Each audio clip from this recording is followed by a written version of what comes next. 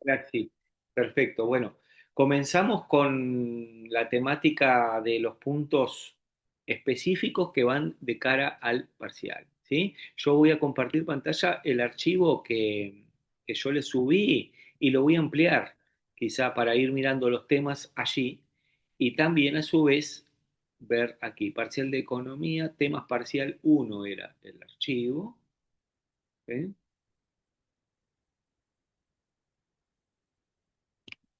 Deme un segundo mientras va abriendo y ya lo veo.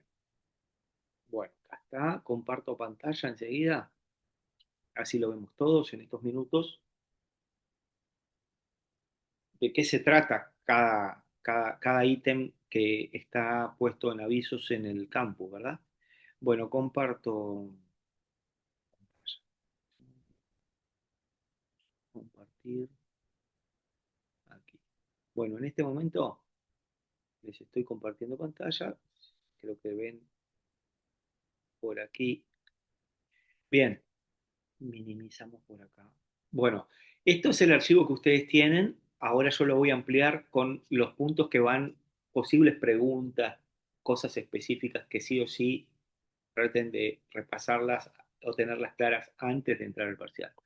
En el primer punto de la unidad uno, ¿se acuerdan que cuando arrancamos, primero que nada, estamos en economía? Bueno, primero que nada tengo que saber qué es la economía.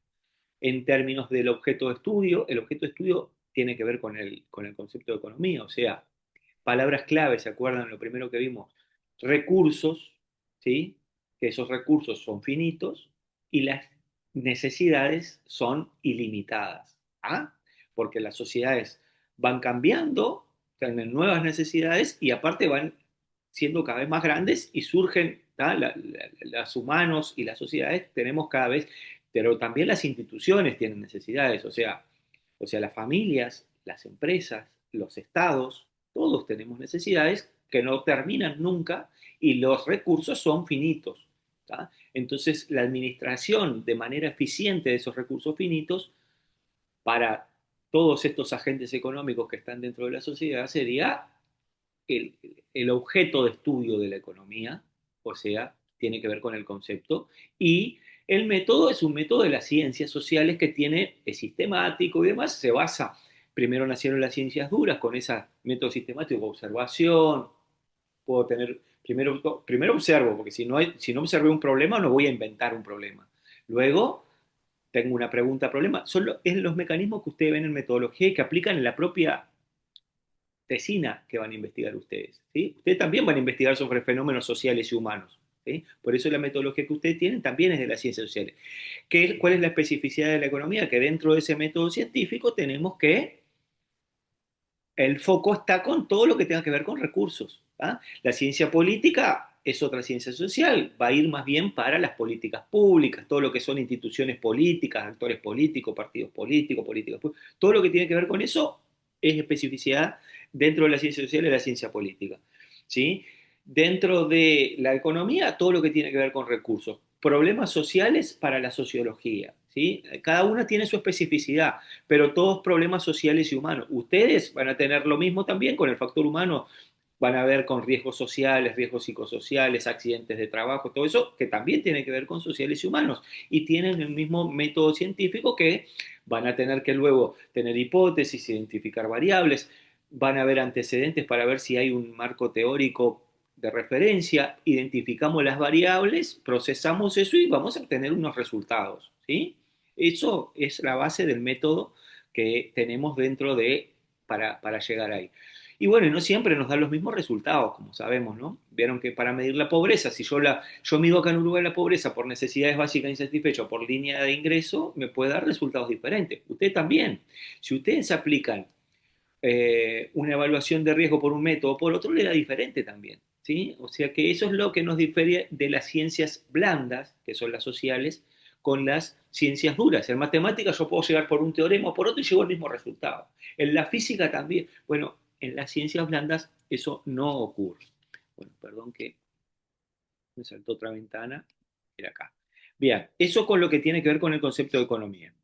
Bueno, luego, los primeros cuerpos de pensamiento económico, más allá de las cuestiones de contexto y históricas, ¿qué es lo que más nos interesa de esto? ¿A dónde van enfocadas básicamente las preguntas? No van a ir, bueno, se dio en España, se dio del siglo XVI al siglo XVIII y demás. Cuestiones de contexto son para entender dónde se dieron las primeras políticas de este tipo que hasta el día de hoy se aplican. ¿Por qué? ¿Qué es lo que nos interesa? Que los mercantilistas son los, digamos, padrinos, ¿sí? Son quienes primero implementaron medidas proteccionistas, que hoy día están en boga. Hoy escuchamos el proteccionismo está a flor de piel de nuevo con las medidas de Donald Trump, por ejemplo. ¿Sí? ¿Quiénes fueron los primeros que inventaron esto? Los mercantilistas. Y entonces, ¿en qué tienen que basarse? ¿Qué características tienen esas medidas proteccionistas? ¿Se acuerdan? ¿Ah? Aquí nacen los aranceles, las medidas estas otras de protección, ponerle cuotas a las importaciones, todo ese tipo de medidas que le pone trabas a las importaciones, ¿sí? Protegiendo la industria nacional. Esas son básicamente las medidas. Mientras que los fisiócratas son los primeros que justamente abogan por el libre comercio, abrir las fronteras, eliminar las barreras comerciales, si es que las hay. ¿Ah? Que hoy día lo vemos por los países favorables al libre comercio o multilateralistas. ¿Vamos? Eso básicamente es todo lo que puede ir respecto a la unidad 1. Luego, con unidad 2 tenemos clases de Adam Smith y qué pueden ir. Aquí sí ya están más descritos los temas. Teoría del valor, que era el valor de uso y valor de cambio. En definitiva, eso es más bien teórico y conceptual. En el texto lo tienen el ejemplo que pone Adam Smith, que eso existe hasta el día de hoy. Todos tenemos valores de uso y valor de cambio. El valor de uso es muy subjetivo, ¿sí? Mientras que el valor de cambio sí es más objetivo. Pero ahora, hay cosas que tienen mucho valor de uso y poco valor de cambio y viceversa. Y él pone el ejemplo en el texto de, eso hasta hoy nos pasa, del diamante y el agua. El agua tiene mucho valor de uso, ¿sí? Pero tiene poco valor de cambio. Bueno, salvo que se escasee como nos pasó con la sequía. Pueden cambiar las cosas durante el tiempo, ¿no? Pero históricamente como que el agua es un recurso que no tiene mucho valor de cambio, pero sí valor de uso. No podemos vivir sin agua. Mientras que el diamante todo lo contrario. Yo puedo vivir perfectamente sin un diamante, no tiene valor de uso, pero tiene mucho valor de cambio. ¿Ah? Eso es una teoría específica de Adam Smith que nace y que hasta el día de hoy existe, pero en definitiva lo que pagamos, y ahí por esto los liberales en la escuela clásica de la unidad 2 abogan por el libre mercado, lo que da precio son los mercados. Por eso vemos esto que vimos en la parte práctica, la ley de oferta y demanda. Yo no pago, yo no voy a comprar un determinado bien, no voy a comprar, digamos, el termo y digo, no, yo no tomo mate, no tiene valor de uso, yo no te pago nada por ese termo. ¿Qué voy a pagar por un termo? El valor del precio de la ley de oferta y demanda, un valor de mercado, ¿sí? Cuando voy a pagar por cualquier bien o servicio, pagamos un precio de mercado, no es el valor de uso particular que uno pretende darle. ¿Ah? Entonces, en definitiva, si bien todo tiene un valor de uso y de cambio, lo que en definitiva terminamos pagando es el valor de mercado que lo da la ley de oferta y demanda. Bueno, la teoría de la división del trabajo, la bibliografía lo habla con el ejemplo que pone él de los alfileres y las ventajas que trae. Él pone ese ejemplo en aquella era de la primera revolución industrial. Hoy lo vemos como algo natural a la división del trabajo, pero en aquel momento quien desplegó por vez primera estos conceptos fue Adam Smith, que fue el que abrió el abanico para todas las escuelas de administración científica, Taylorismo, Fordismo, todo eso que lo vemos, esa división secuencial del trabajo y todas las ventajas que trae el aumento de la productividad, eliminación de tiempos muertos, etcétera, etcétera. ¿Ah? Luego, en términos de comercio internacional, la teoría de las ventajas absolutas. Él está en contra de los proteccionistas, ¿se acuerdan? Pero, ¿qué tiene? Está en contra de los proteccionistas y está más a favor del libre comercio, como los fisiócratas. Sí, bárbaro, pero dice, no es solo dejar hacer y dejar pasar. No es que abrimos la frontera y ya está. Él dice, cada país debe enfocarse en aquello que es más eficiente y no producir aquello que no es eficiente. O sea, vos destinás tus recursos en aquello que sos eficiente. Producir un excedente, vendelo, comercializarlo con otros países y aquello que no sos eficiente, sí, no gastes recursos y comprarlo de afuera. Y ahí nos beneficiamos todos con ese comercio internacional. ¿Ah? Luego tenemos la mano invisible, que va de la mano con la ley del interés personal. La ley del interés personal era aquello de que todos debemos perseguir nuestros propios intereses, ¿sí? No es por la benevolencia del carnicero ni del panadero, decía Smith, que todo no es una cuestión, puede resultar un tanto egoísta, decía él, pero ese egoísmo es un egoísmo que es fructífero para la economía, porque todos debemos perseguir nuestros propios intereses, que si todos nos esmeramos y nos va bien en nuestra actividad, hay como una especie de mano invisible, que el Estado no debe meterse, los mercados se van a regular solo y todo va a prosperar. ¿Tá? Esos principios son los principios de los liberales hasta el día de hoy. ¿Sí?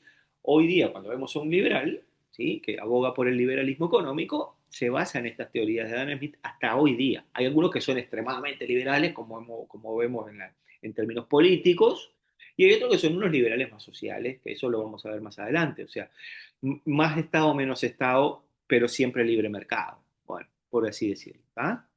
Bueno, después Ricardo, que es de la misma escuela, ¿sí? También es un liberal, lee a Adam Smith, pero agrega cosas. Él habla de la teoría de la renta diferencial, y eso lo inspira de que a medida que vos necesitando más bienes, vas cultivando más, pero la productividad cae porque los rendimientos de la fertilidad caen. Pero ¿qué pasa? Dice él, no solo se da con la renta en la parte agrícola, también se da en la parte industrial con los rendimientos marginales decrecientes. Porque si yo, eso lo tienen en alguna clase por ahí, está en la bibliografía les aparece como rendimientos no proporcionales, es lo mismo, ¿sí? Que es, si yo invierto en capital y pongo trabajo, que así se basa la industria, ¿verdad? El capital de por sí, si pongo una industria, si no le agrego trabajo, no va a producir. Y si yo tengo todo el trabajo del mundo, pero no le pongo capital, tampoco voy a producir. Necesito los dos. Bueno, invierto en capital y voy agregando trabajo, voy a aumentar la producción y aumenta la productividad por la división del trabajo al principio de forma, ¿sí? exponencial, pero hasta cierto punto. Luego la productividad empieza a caer, siempre. Eso marca esta ley y la vamos a utilizar, esta ley es básica para cuando veamos el semestre que viene, vamos a hablar de productividad, vamos a ver cómo es la productividad de las empresas. Vieron que siempre se pelean, dice, quieren que le suban los sueldos a los trabajadores, pero el empleador, el empresario, el capitalista dice, a ver, pero ¿y la productividad? Bueno, o a veces al revés.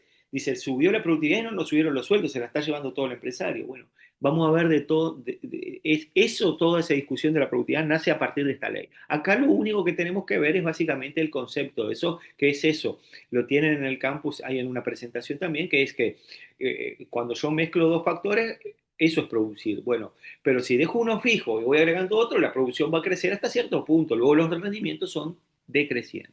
¿Sí? Luego, la ventaja comparativa será aquello de, tiene que ver que él es una crítica a las ventajas absolutas de Smith. ¿Por qué? Porque Smith agarra y decía que me concentro en aquello que soy más eficiente produciendo y no. Y entonces va a ver Ricardo y dice, pero si yo tengo un país que es muy desfavorecido, pobre país este mío, no soy bueno en nada, ¿sí? Me ganan en todo en el otro. ¿Qué hago? ¿No puedo hacer nada? Y dice, no, ahí aplico el costo de oportunidad. El costo de oportunidad es la opción, cuando yo tomo una opción y dejo de hacer otra, estoy pagando un costo de oportunidad. No puedo hacer las dos cosas a la vez. ¿Sí? Entonces, aquel país puede tener ventaja absoluta, es más eficiente que yo, pero yo tengo menor costo de oportunidad. ¿Sí? Yo relego menos, ¿sí? produciendo esto que aquel país que es más eficiente que yo. Eso era el costo de oportunidad. ¿Sí? Aquel país que es más eficiente que yo no puede plantar papa, arriba plantar boniato, arriba plantar arroz y con los mismos recursos humanos ponerlo a hacer todo al mismo tiempo.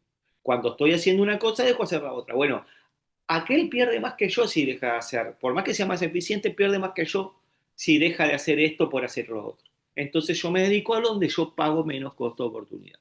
¿Bien?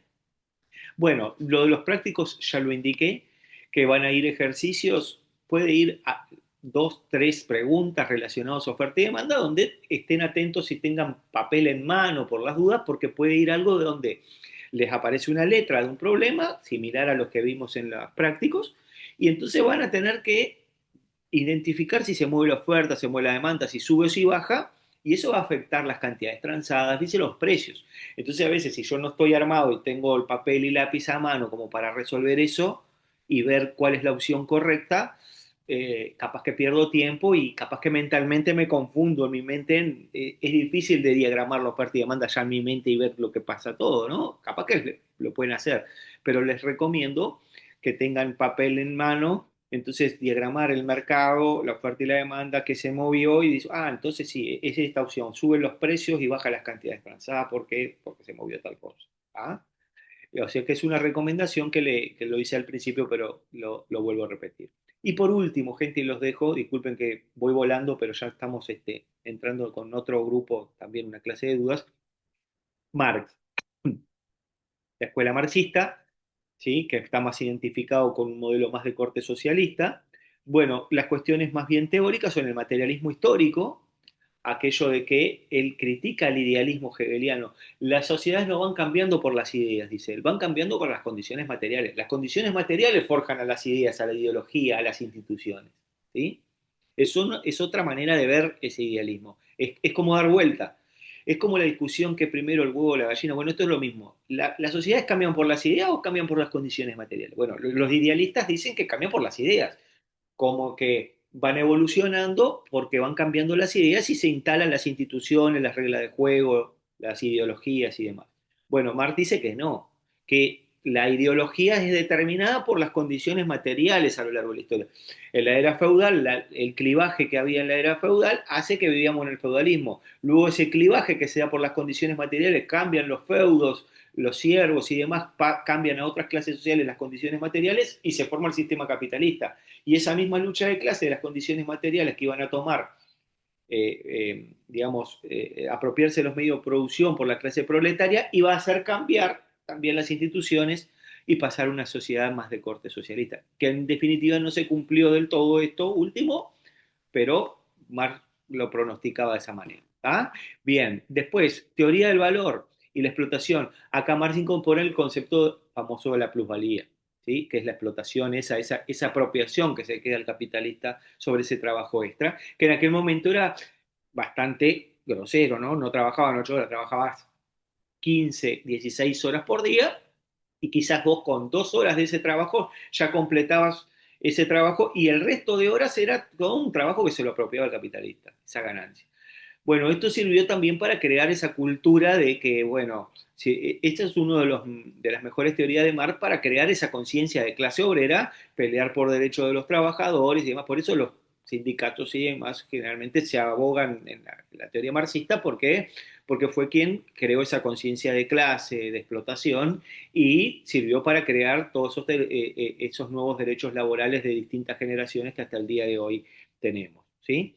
Bueno, los desequilibrios del sistema capitalista que vienen a raíz de el modelo de reproducción ampliada, porque dice hay un modelo simple y un modelo ampliado. El modelo simple es muy estático, no es el leitmotiv del espíritu capitalista de acumular y acumular más capital. Entonces, el empresario va a invertir cada vez más en capital contante, en maquinaria y demás, vas a tener una sobreproducción, los salarios están demasiado estáticos, eso hace que no estén en equilibrio en los mercados, la oferta va a superar mucho a la demanda, sobreproducción, subconsumo, va a caer la tasa de ganancia, etcétera. Son todos desequilibrios potenciales que están en la literatura, que tienen ahí, están en las clases y demás, y que en eso tuvo razón Marx, ¿sí? En las crisis cíclicas que se le da al capitalismo, ¿sí? Tuvo varias, la del 29, la última fue la del 2008, etcétera, etcétera. Se dan desequilibrios potenciales en esta teoría de la crisis de Marx que va encadenada con esos desequilibrios, esos últimos dos puntos que están por allí. ¿Sí? Bueno, de eso se trata, les resumí, creo que volando, pero les resumí todos los contenidos que van de cara al parcial. Disculpen que fui volando, pero creo que todas las preguntas que se van a encontrar están enfocadas en esto que les acabo de resumir muy brevemente. ¿Sí? Espero que hayan podido ustedes haberlos visto en clase y demás, cualquier cosa lo repasan, pero no se van a encontrar con otra cosa que no sea esto que les acabo de mencionar. Y bueno, Puede espero que ser, claro. Tengo una duda, diga, perdón, diga. Mili, seguía, habla vos. Sí, diga, diga.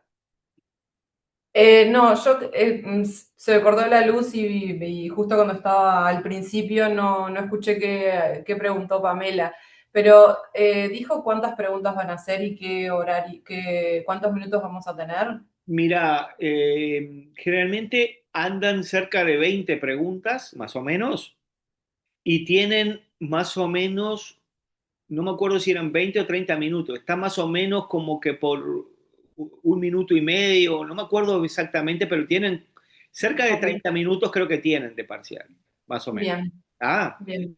creo que hay Bárbaro. preguntas son muy fáciles, lo resuelven muy rápido.